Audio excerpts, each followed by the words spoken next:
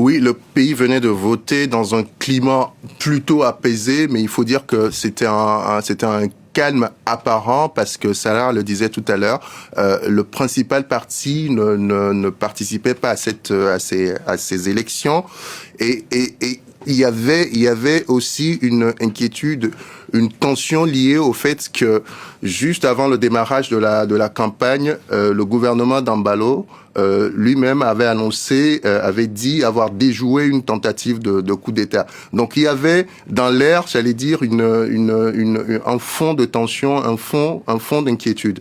Mais vous savez, l'histoire de la Guinée-Bissau est malheureusement celle-là, c'est une histoire tourmentée. On parle d'une dizaine de coups d'État depuis les indépendances. Une dizaine de tentatives de coups d'État. Embalo lui-même, depuis qu'il est au pouvoir en 2020, dit avoir essuyé 3 tentatives de coups d'État. Et donc, on est dans ce contexte-là.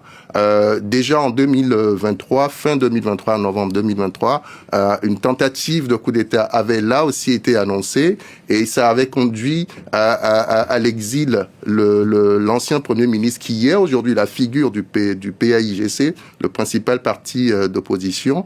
Et Umaro Embalo Sissoko lui-même est arrivé au terme de son premier mandat, en février dernier, et a malgré tout poursuivi cette mandature. Donc on était dans un contexte qui, si vous voulez, se prêtait à ce qui se passe aujourd'hui.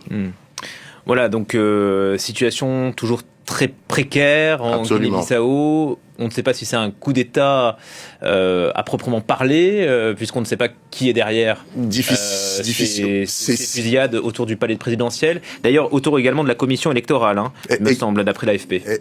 Exactement. En fait, il y a quelque chose d'assez surprenant dans l'histoire quand même, il faut le noter. C'est la personne renversée qui appelle les médias pour annoncer qu'elle a été renversée, qu'elle a été mise aux arrêts par l'armée.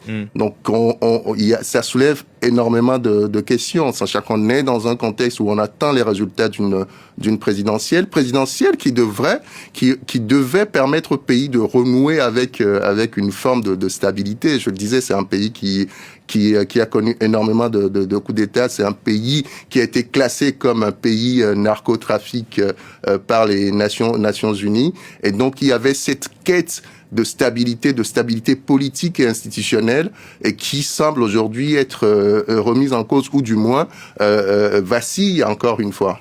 D'ailleurs, le chef de la mission d'observation de la CEDEAO, la Communauté économique des États d'Afrique de l'Ouest, avait lui-même salué le bon déroulement de l'élection présidentielle et législative de dimanche dernier, ce qui est plutôt rare dans ce pays. En 2019, lors de la dernière présidentielle, il y avait eu des tensions. Absolument. Et la campagne, encore une fois, s'est déroulée presque normalement. Et même normalement, j'allais dire.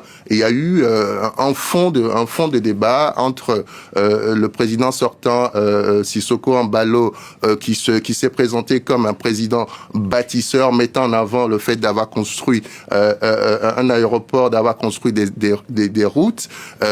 Et face à lui, Fernando Diaz, qui est soutenu par le PAIGC, qui défend la lutte contre la pauvreté, qui a vendu un programme fondé sur la relance de l'agriculture. Vous savez, l'agriculture, c'est la principale activité économique de la Guinée. La Guinée exporte essentiellement des noix de cajou. Et donc, il y avait ce fond de débat là entre celui qui se définissait comme président bâtisseur et rassembleur, et cette force d'opposition qui, malgré l'éviction du PAIGC, s'est rassemblée autour d'un candidat, d'une figure, pour tenir tête finalement, pour tenter de renverser, j'allais dire, le bras de fer en sa faveur. Donc, dans ce contexte-là, on pensait qu'on allait finalement passer dans une nouvelle ère en Guinée qui serait marquée par une stabilité politique et institutionnelle.